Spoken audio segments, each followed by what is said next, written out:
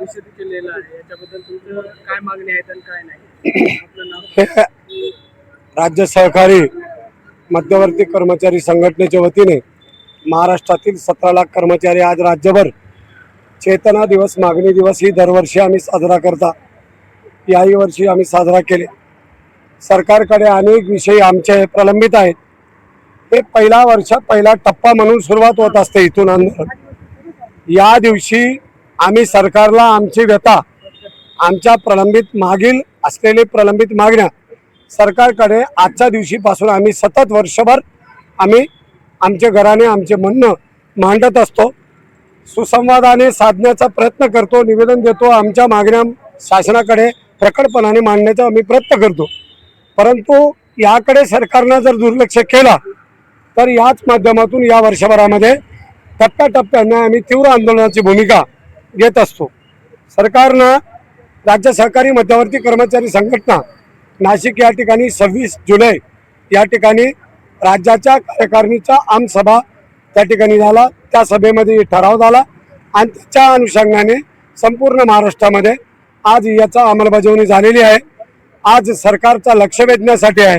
सरकार याकडे आमचं लक्ष द्यावं, कारण आमची जुनी पेन्शन आहे, महागाई भत्ता आहे, वयाचा 60 वर्ष आहे, त्यानंतर आठवं वेतन घटित करा, केंद्राप्रमाणे सर्व भत्ते, आहार भत्ते, इतर भत्ते, महिला संगोपन दिवस, अशा सर्व 17-18 मागण्या या प्रमुख मागण्या आहेत।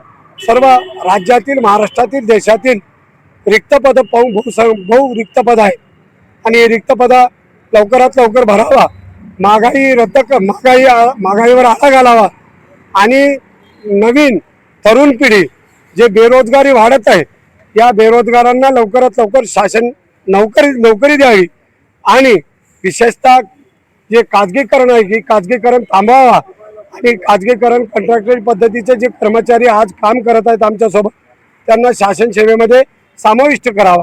या सर्व अशा प्रमुख मागण्या आहेत। या मागण्या संदर्भात आज आम्ही सरकारला लक्ष वेधण्यासाठी निवेदन दिलेले आहे।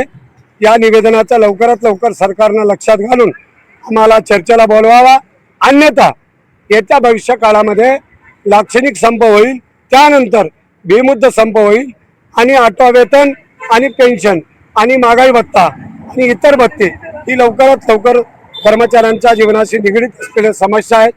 महागाईला लवकरात लवकर आळा घालावा।